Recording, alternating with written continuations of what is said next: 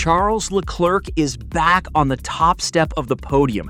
It has been a staggering 620 days since Leclerc last tasted victory in 2024, and to do it at a high-speed power circuit like Silverstone is a massive statement. This win effectively snaps a brutal streak of negative results that has haunted him since the Miami GP.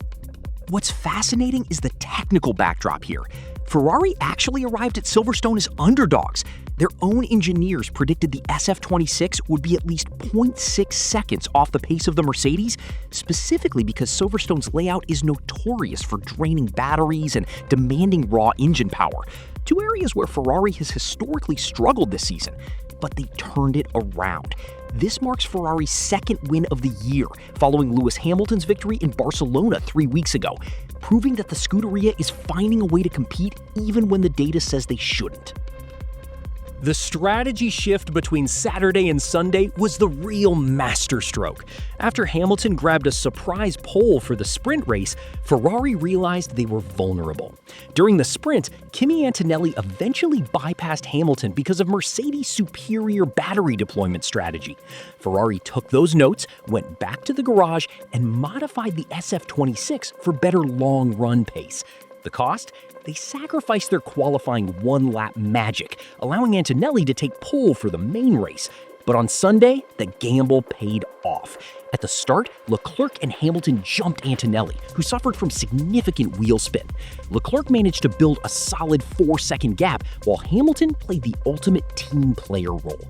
Hamilton, despite carrying a 5-second penalty for a jump start, functioned as a shield, holding back Antonelli's charging Mercedes for as long as possible to let Leclerc escape. Now, we have to talk about Kimi Antonelli, because for a moment it looked like he was going to ruin the Tifosi's party.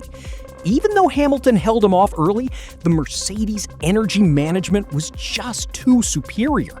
By lap 11, Hamilton's rear tires were overheating, and Antonelli cruised past.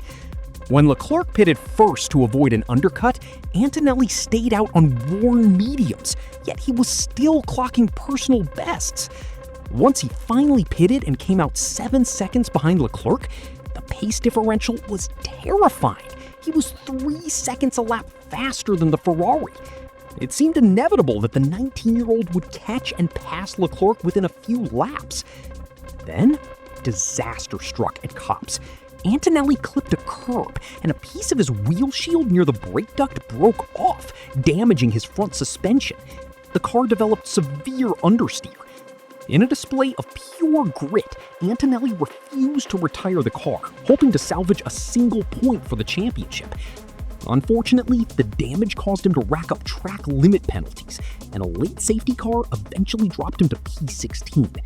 It's a bitter pill for Mercedes, but it highlights just how much raw pace that kid has. And while Ferrari celebrates, the mood at Red Bull is, frankly, hot. Max Verstappen suffered another DNF after spinning out at Stowe while chasing Hamilton for a podium spot. The culprit? A recurring technical flaw where the active Aero flap on the rear wing closes too slowly. This disrupts the car's balance during corner entry, leading to a sudden snap that the driver can't catch. This is the second time this wing issue has caused an incident, the first being in Austria qualifying, and the tension is boiling over. After the race, Jos Verstappen and Max's manager were reportedly in a heated meeting with Laurent Mekies regarding the safety and performance of the Mekies-designed wing. On the bright side for the Red Bull family, Isaac Hadjar secured a solid P5, and the Racing Bulls duo locked in another double points finish in 6th and 7th. And then, the end of the race provided one of the most confusing moments of the season. A safety car was deployed late for the recovery of Verstappen's car. At one point, the official timing screens flashed "safety car ending," leading fans and drivers to prepare for a green flag finish. But then, nothing happened. The race finished under the safety car. The FIA clarified that this was a system error. Because the recovery of Verstappen's car took longer than expected, the unlap procedure for lapped cars was delayed. Per the regulations, the safety car can only enter the pits one full lap after the unlap signal is given. Since that signal came too late, they couldn't restart on lap 52. Now, for those of you already typing inconsistency into your keyboards and thinking about Abu Dhabi 2021, here is the reality. This was actually the rules being followed to the letter. In 2021, Michael Masi used his discretion to override that one lap later rule to ensure a racing finish. The current race director doesn't have that authority anymore. While it felt like a prank to the spectators, it was actually a win for regulatory consistency. And finally, a quick look at the rest of the grid. Audi fans have a reason to celebrate as Gabriel Bortoleto finished P8, securing the team's first points since Australia. McLaren had a mixed day. Lando Norris was largely invisible in P4, while Oscar Piastri's race was ruined on lap 1 with front wing damage. However, the strangest story of the day has to be Carlos Sainz.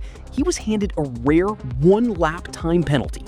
Because of Silverstone's unique pit lane layout, Sainz accidentally unlapped himself while pitting under the safety car. However, because the race director hadn't officially included his car number in the allowed to unlap list, he was found in violation of procedure. It dropped him from a respectable P12 to P17. So, it was a weekend of redemption for Leclerc, mechanical heartbreak for Antonelli, and a technical crisis for Red Bull. One thing is for sure, the 2026 season just got a lot more interesting. Let me know if you agree with me. Take care, guys.